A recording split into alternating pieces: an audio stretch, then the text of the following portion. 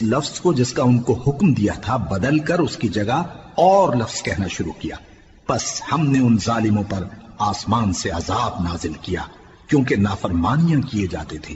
اور جب موسیٰ نے اپنی قوم کے لیے ہم سے پانی مانگا تو ہم نے کہا کہ اپنی لاٹھی پتھر پر مارو.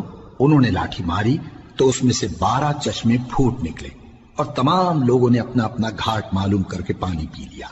ہم نے حکم دیا کہ اللہ کی عطا فرمائی ہوئی روزی کھاؤ اور پیو اور زمین میں فساد نہ کرتے پھرنا.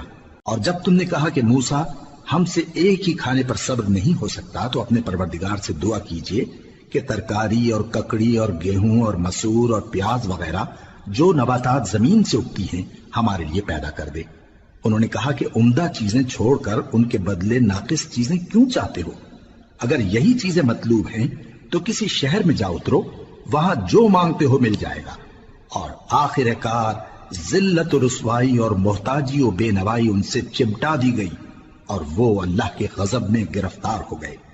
یہ اس لیے کہ وہ اللہ کی آیتوں سے انکار کرتے تھے اور اس کے نبیوں کو ناحق قتل کر دیتے تھے، یعنی اس لیے کہ نافرمانی کیے جاتے اور حد سے بڑھے جاتے تھے. جو لوگ مسلمان ہیں یا یہودی یا عیسائی یا ستارہ پرست، یعنی کوئی شخص کسی قوم و مذہب کا ہو، جو اللہ اور روز قیامت پر ایمان لائے گا اور عمل نیک کرے گا تو ایسے لوگوں کو ان کے اعمال کا صلہ اللہ کے ہاں ملے گا اور قیامت کے دن ان کو نہ کسی طرح کا خوف ہوگا اور نہ وہ غمناک ہوں گے. اور جب ہم نے تم سے عہد کر لیا اور کوہ طور کو تم پر اٹھا کھڑا کیا اور حکم دیا کہ جو کتاب ہم نے تم کو دی ہے اس کو زور سے پکڑے رہو اور جو اس میں لکھا ہے اسے یاد رکھو تاکہ عذاب سے محفوظ رہو، پھر تم اس کے بعد عہد سے پھر گئے، سو اگر تم پر اللہ کا فضل اور اس کی مہربانی نہ ہوتی تو تم خسارے میں پڑ گئے ہوتے. اور تم ان لوگوں کو خوب جانتے ہو جو تم میں سے ہفتے کے دن مچھلی کا شکار کرنے میں حد سے تجاوز کر گئے تھے، تو ہم نے ان سے کہا کہ ذلیل و خوار بندر ہو جاؤ. اور اس قصے کو اس وقت کے لوگوں کے لیے اور جو ان کے بعد آنے والے تھے عبرت اور پرہیزگاروں کے لیے نصیحت بنا دیا.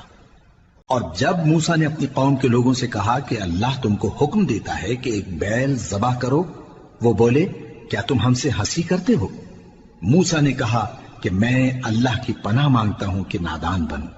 انہوں نے کہا کہ اپنے پروردگار سے التجا کیجئے کہ وہ ہمیں یہ بتائے کہ وہ بیل کس طرح کا ہو. موسیٰ نے کہا پروردگار فرماتا ہے کہ وہ بیل نہ تو بوڑھا ہو اور نہ بچڑا بلکہ ان کے درمیان یعنی جوان ہو، سو جیسا تم کو حکم دیا گیا ہے ویسا کرو. انہوں نے کہا اپنے پروردگار سے درخواست کیجئے کہ ہم کو یہ بھی بتا دے کہ اس کا رنگ کیسا ہو. موسیٰ نے کہا پروردگار فرماتا ہے کہ اس کا رنگ گہرا زرد ہو کہ دیکھنے والوں کے دل کو خوش کر دیتا ہو. انہوں نے کہا اب کے پروردگار سے پھر درخواست کیجئے کہ ہم کو بتا دے کہ وہ اور کس کس طرح کا ہو، کیونکہ بہت سے بیل ہمیں ایک دوسرے کے مشابہ معلوم ہوتے ہیں اور اللہ نے چاہا تو ہمیں ٹھیک بات معلوم ہو جائے گی. موسیٰ نے کہا کہ اللہ فرماتا ہے کہ وہ بیل کام میں لگا ہوا نہ ہو، نہ تو زمین جوتتا ہو اور نہ کھیتی کو پانی دیتا ہو، بے عیب ہو، اس میں کسی طرح کا داغ نہ ہو. کہنے لگے اب تم نے سب باتیں درست بتا دی. غرض بڑی مشکل سے انہوں نے اس بیل کو ذبح کیا جبکہ وہ ایسا کرنے والے لگتے نہ تھے. اور جب تم نے ایک شخص کو قتل کیا تو اس میں باہم جھگڑنے لگے، حالانکہ جو بات تم چھپا رہے تھے اللہ اس کو ظاہر کرنے والا تھا. چنانچہ ہم نے کہا کہ اس بیل کا کوئی سا ٹکڑا مقتول کو مارو.